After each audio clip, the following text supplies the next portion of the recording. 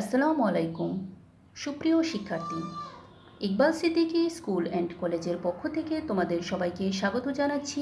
আমি মমতাজ বেগম। আশা করছি তোমরা সবাই ভালো আছো, সুস্থ আছো।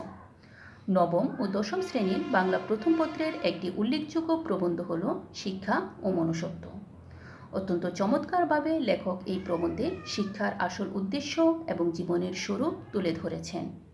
আমরা জীবনকে যেভাবে পর্যালোচনা করি, শিক্ষার আসল উদ্দেশ্য থেকে ব্যাহত হয়ে আমরা শিক্ষাকে যে ভিন্ন খাতে প্রবাহিত করি, সেই ধারণা থেকে বের হয়ে এসে শিক্ষার আসল উদ্দেশ্য এবং স্বরূপ সুন্দরভাবে উপস্থাপন করেছেন লেখক শিক্ষা ও মনুষ্যত্ব প্রবন্ধে।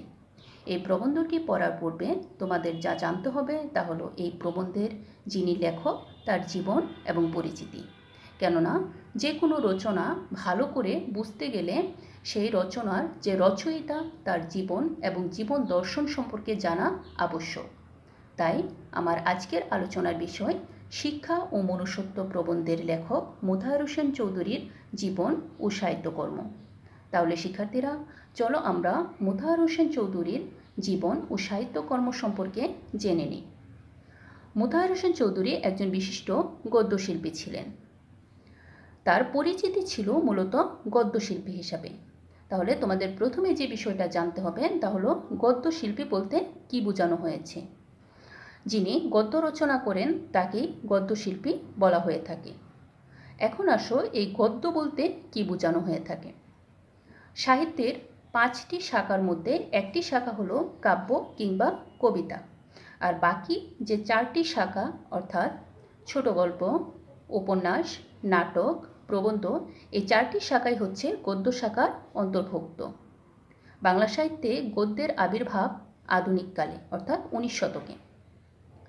এখন মোতাহার হোসেন চৌধুরী মূলত প্রাবন্ধিক ছিলেন এবং তিনি প্রবন্ধ রচনা করেছেন। এই বিষয়ে তিনি খ্যাতি অর্জন করেছেন। যেহেতু প্রবন্ধ গদ্য শাখার একটি অংশ, তাই মোতাহার হোসেন চৌধুরীকে গদ্য শিল্পী হিসাবে আখ্যায়িত করা হয়েছে। তবে তিনি বেশ কিছু কবিতাও রচনা করেছেন। মোতাহার হোসেন চৌধুরীর জন্ম 1903 সালে কুমিল্লায়। তবে তার পৈতৃক নিবাস ছিল নোয়াখালী জেলার কাঞ্চনপুর গ্রামে। তার শিক্ষা জীবনের দিকে যদি আমরা তাকাই তাহলে দেখতে পাবো মোতাহার হোসেন চৌধুরী 1943 সালে ঢাকা বিশ্ববিদ্যালয় থেকে বাংলায় MA পাশ করেন। কর্মজীবনে মোতাহার হোসেন চৌধুরী বাংলা ভাষা ও সাহিত্যের অধ্যাপক ছিলেন। মোতাহার হোসেন চৌধুরী একটি বিশেষ পত্রিকার সঙ্গে যুক্ত ছিলেন, যে পত্রিকার নাম ছিল শিক্ষা পত্রিকা। এটি অত্যন্ত গুরুত্বপূর্ণ একটি পত্রিকা ছিল। 1927 সালে ঢাকার মুসলিম সাহিত্য সমাজ এই পত্রিকাটি প্রকাশ করেছিলেন। তৎকালীন মুসলমান সমাজে যে কুসংস্কার বিদ্যমান ছিল, সেই কুসংস্কার থেকে বের হয়ে এসে মুসলমানরা যেন সাহিত্যে অবদান রাখতে পারে, সেক্ষেত্রে এই শিক্ষা পত্রিকা অগ্রণী ভূমিকা পালন করেছিল। এই শিক্ষা পত্রিকার সম্পাদক ছিলেন আবুল হোসেন এবং এই শিক্ষা পত্রিকার সঙ্গে প্রত্যক্ষভাবে জড়িত ছিলেন মোতাহার হোসেন চৌধুরী। শিক্ষা পত্রিকার অন্যতম যে স্লোগানটি ছিল সেটি হলো, জ্ঞান যেখানে সীমাবদ্ধ, বুদ্ধি যেখানে আড়ষ্ট, মুক্তি সেখানে অসম্ভব। অর্থাৎ বুদ্ধির মুক্তি আন্দোলন, এটিই ছিল শিক্ষা পত্রিকার অন্যতম লক্ষ্য। এবং মোতাহার হোসেন চৌধুরী মূলত এই আন্দোলনের সঙ্গে যুক্ত ছিলেন। বুদ্ধির মুক্তি আন্দোলনের সঙ্গে অন্যতম প্রত্যক্ষভাবে জড়িত ছিলেন মোতাহার হোসেন চৌধুরী। মোতাহার হোসেন চৌধুরীর যে উল্লেখযোগ্য রচনাসমূহ রয়েছে তার মধ্যে সবচেয়ে গুরুত্বপূর্ণ হল সংস্কৃতি কথা, যেটি 1958 সালে প্রকাশিত হয়। মোতাহার হোসেন চৌধুরীর মৃত্যুর পর কিন্তু গ্রন্থটি প্রকাশিত হয়। সংস্কৃতি কথা মোতাহার হোসেন চৌধুরীর একটি মৌলিক গ্রন্থ।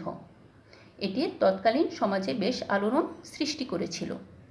ধর্মনিরপেক্ষতা এবং মানববাদের সংজ্ঞা দিয়েছেন তিনি সংস্কৃতি কথায়। বাংলা সাহিত্যে এটি একটি উল্লেখযোগ্য সংযোজন। এই সংস্কৃতি কথার পরে তিনি সভ্যতা ও সুখ নামে 2টি অনুবাদ গ্রন্থ রচনা করেছেন এবং এক্ষেত্রেও তিনি কীর্তির স্বাক্ষর রেখেছেন।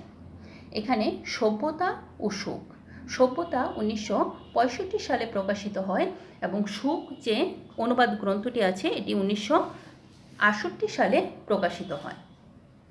এই 2টি মূলত হচ্ছে অনুবাদ গ্রন্থ। সভ্যতা হচ্ছে একজন ইংরেজ লেখক ক্লাইভ বেল, সেই ক্লাইভ বেলের সিভিলাইজেশন একটি গুরুত্বপূর্ণ বই ছিল সিভিলাইজেশন।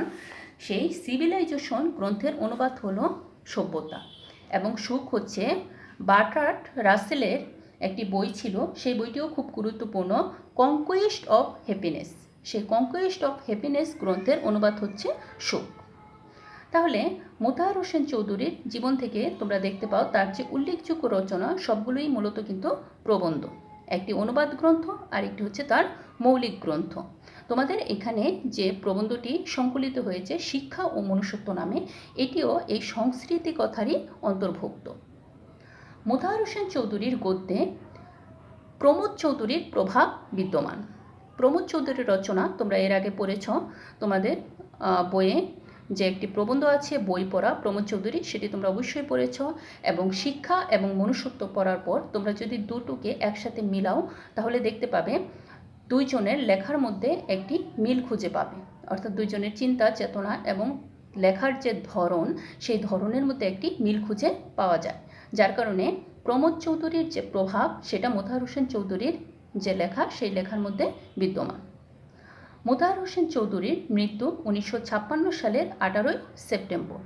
তাহলে এখানে দেখো 1956 সালে মোতাহার হোসেন চৌধুরীর মৃত্যুবরণ করেছেন, এবং তার যে উল্লেখযোগ্য যে রচনা সবগুলোই কিন্তু তার মৃত্যুর পর প্রকাশিত হয়েছে।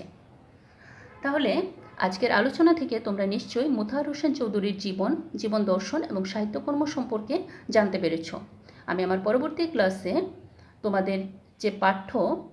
তোমাদের পাঠ্য বইয়ের যে পাঠ্য প্রবন্ধ শিক্ষা ও মনুষ্যত্ব সেই প্রবন্ধ নিয়ে আলোচনা করব।